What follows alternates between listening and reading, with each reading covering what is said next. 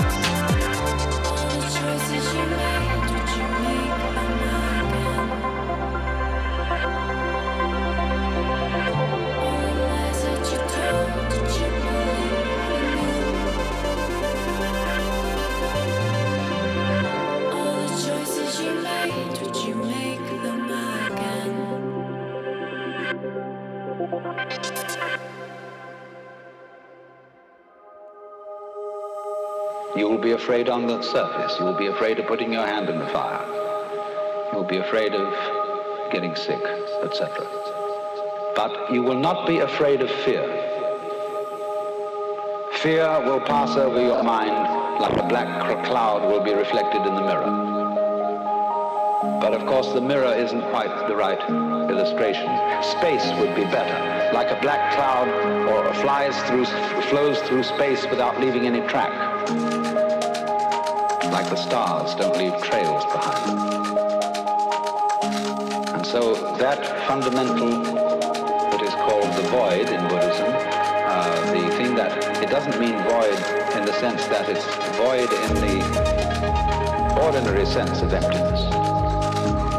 It means void in that it is the most real thing there is, but nobody can conceive it.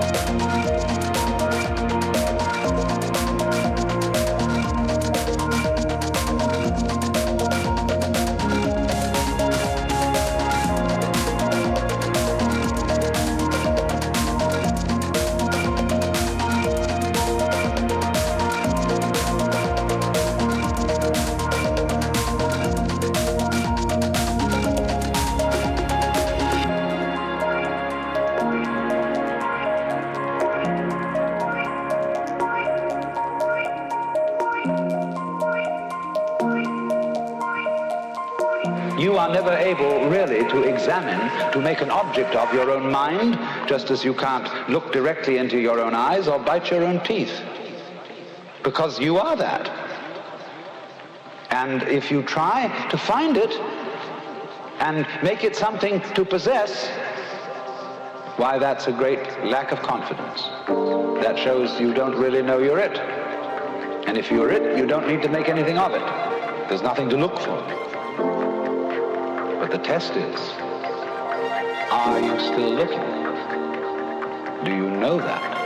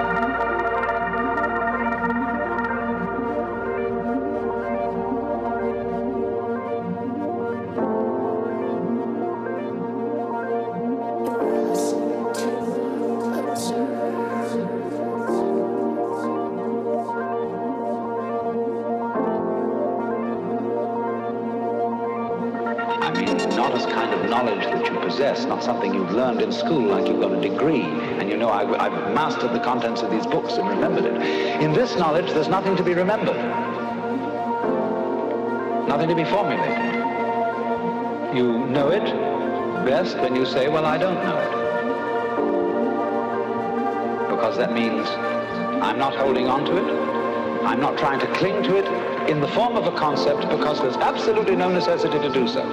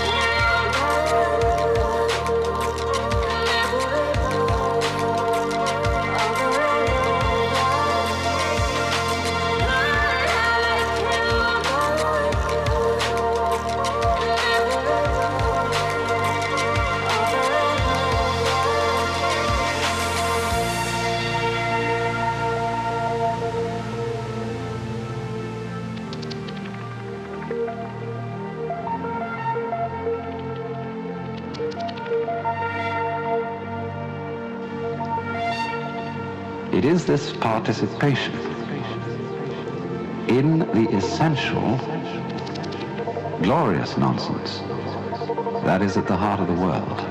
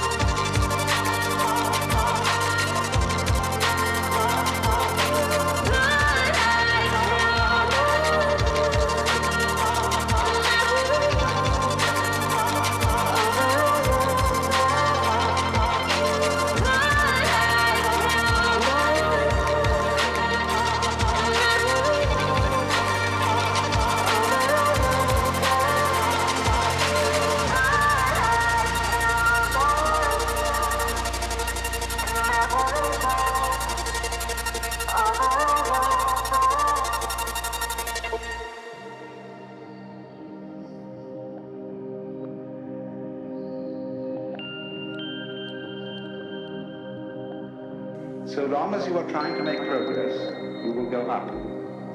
But up always implies down. So while you are trying to get better and better and better, that means that when you get to the best, you can only go on for worse.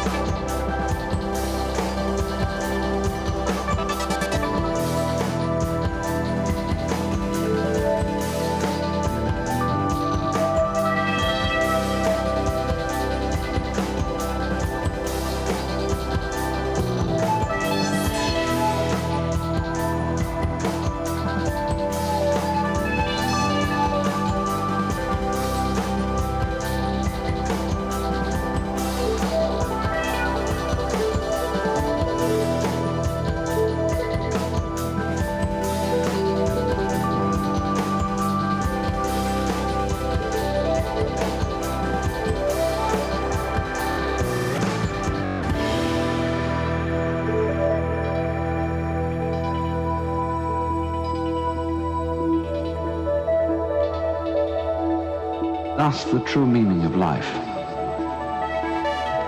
is no meaning, that its purpose is no purpose, and that its sense is nonsense. But still, we want to use about it the word significant. Significant nonsense? Yes, nonsense that is not just chaos, that is not just blathering balderdash, but that has in it rhythm, fascinating complexity, a kind of artistry. It is in this kind of meaninglessness that we get the profoundest meaning.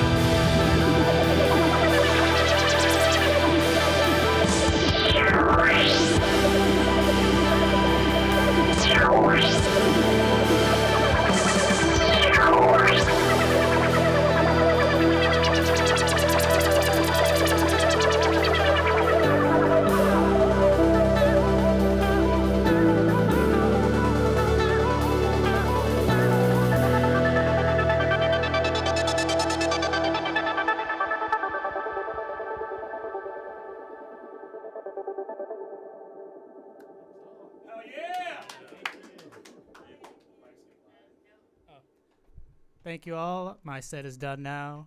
Stay tuned for the next artists and donate to American Forests. Hell yeah, let's keep it moving.